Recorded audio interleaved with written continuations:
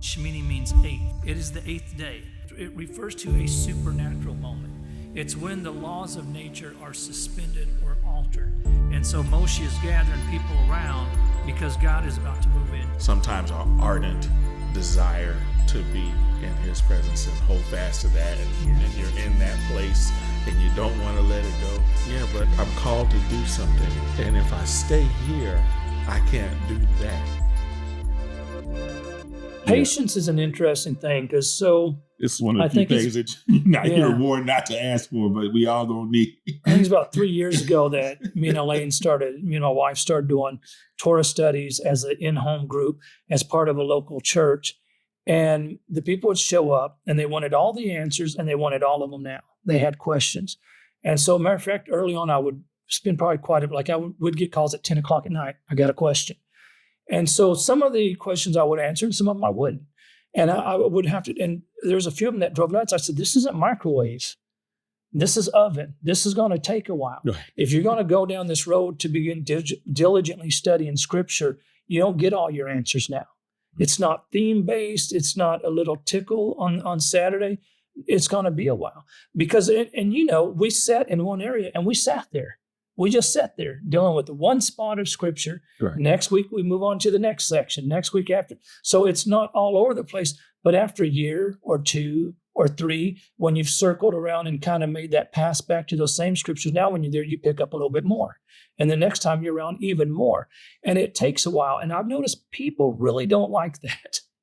They don't like to slow down like that and let things take a while. They want it all and they want it now.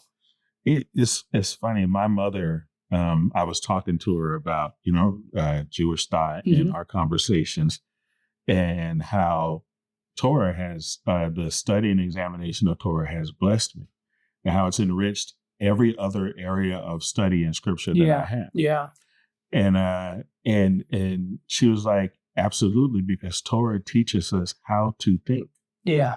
It literally teaches us how to process and examine scripture, the constant reading of it and going back again.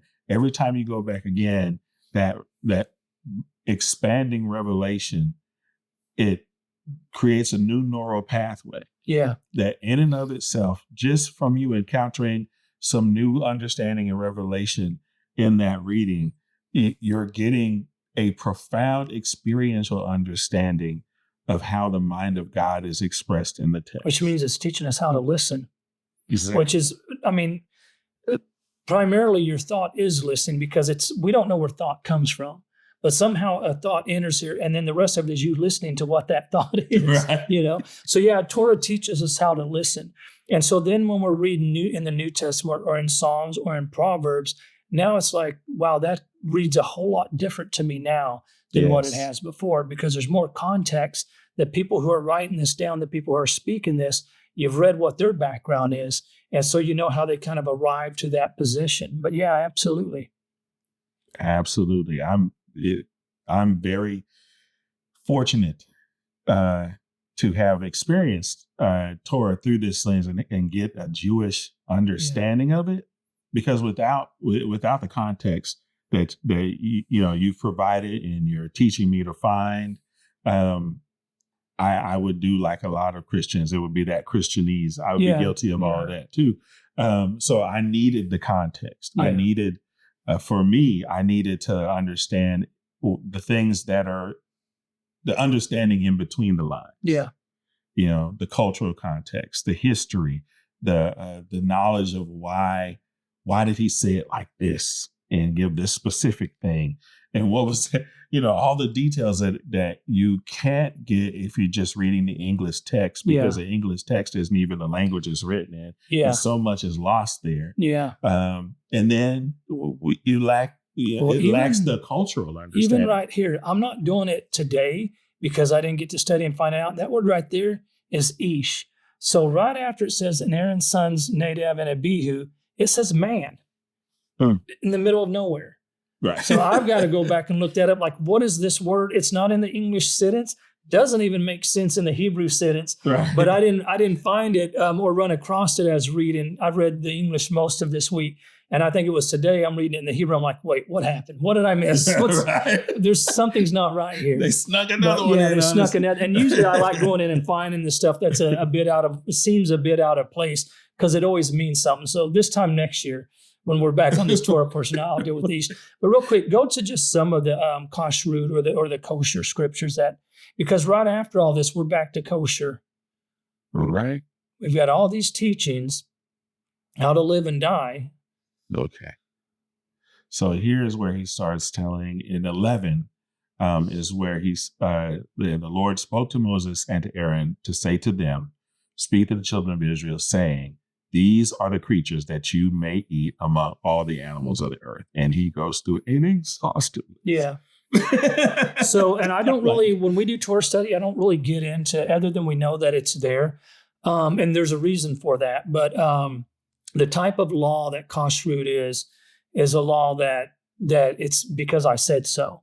The other laws come with, you have to get the commandment and you have to get the teaching behind it. You're to have both of those. The kosher laws is like, no teaching comes with this.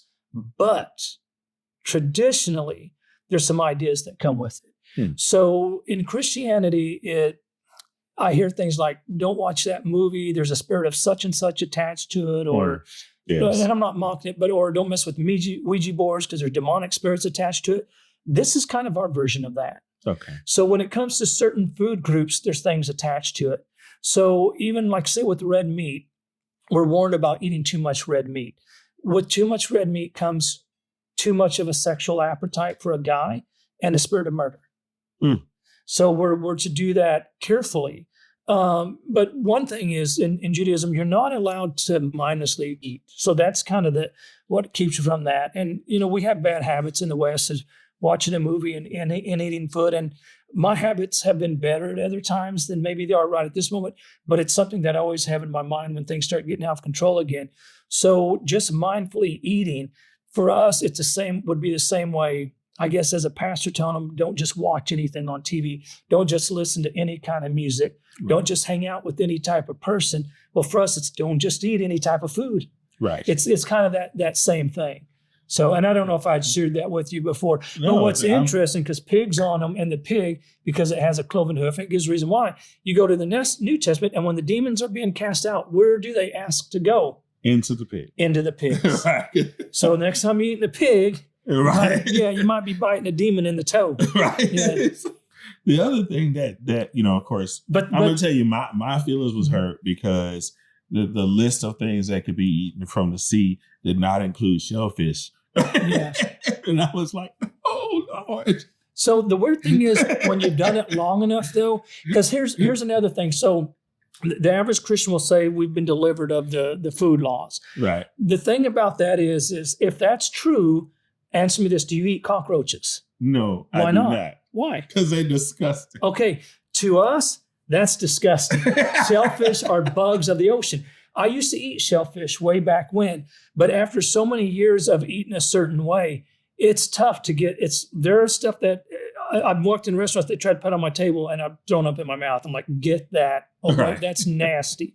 So just because Yeshua made, and I don't actually believe that, we'll have that conversation another day, but let's just say he did make all those things permissible. To us, it's not food.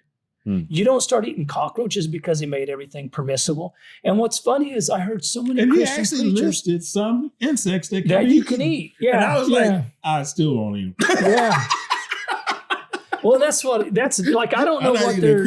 I'm not eating the grasshopper. I'm not eating the locust. I've heard good things about grasshoppers. I haven't tried crickets and grasshoppers yet, but I know, they put them in the suckers and all that. Yeah, I might try those one day just to see. But that's the thing about it. It's not food. Not everything. Just because you can't eat something doesn't mean that it should. But I do think that, and I won't tell Christians that they have to eat kosher. I don't really think that's appropriate. If you feel like the Lord's given you a liberty, don't take that with someone. But I think you do have to ask yourself, why were the demons comfortable going into the swine? Right. There's a lot of different animals they could have went. They know where they're supposed to be. Right. And their option was the pigs or the dry places. And they said, well, we'll take the pigs. And so but even if you don't believe that. I just like to believe because they know bacon is amazing. No? Because they wanted bacon.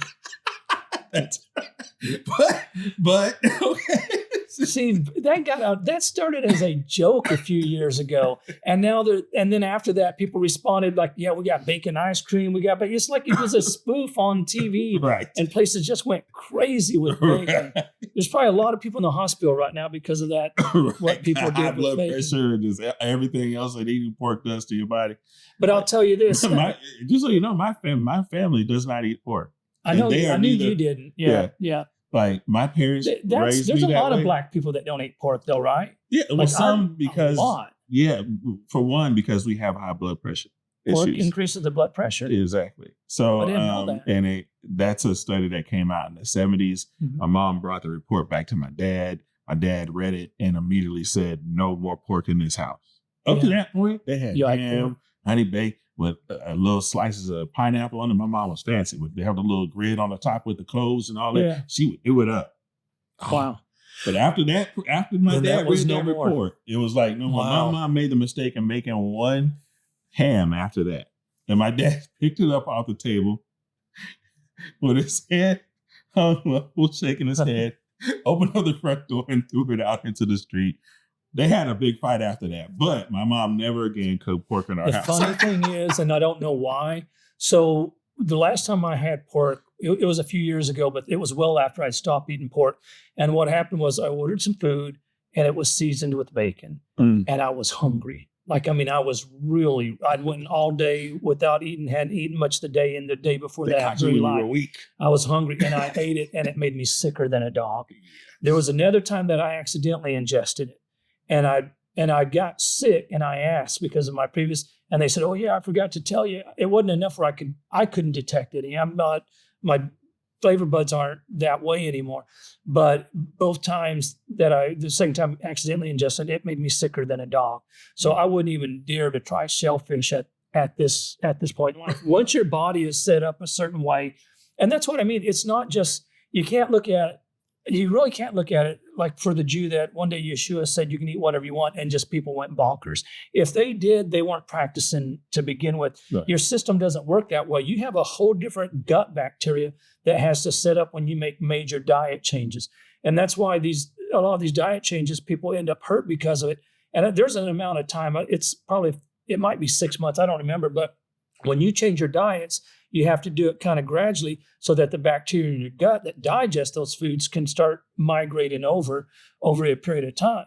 So to me, it doesn't make sense. I have other reasons why I believe that I know that that's not what he's saying. But having said that, at no time do I think that Gentiles are under the food laws. So it doesn't matter anyways. Other than, I know a guy that his doctor told him to eat kosher for health reasons. And it had a real good impact on him. And I think it was blood pressure. That wouldn't surprise me. So even meat, he'd make sure that it was kosher certified before he'd get it. Whenever I've eaten dinner or a significant meal on a flight, I always order kosher. Yeah. Because you don't know where that food's been. Exactly. Yeah. And it's all covered up. It's nice and neat and protected. Everybody else getting these open things. And I'm looking like, oh, you don't know. You ever eat gefilte fish? Yes. You have? Do you like it?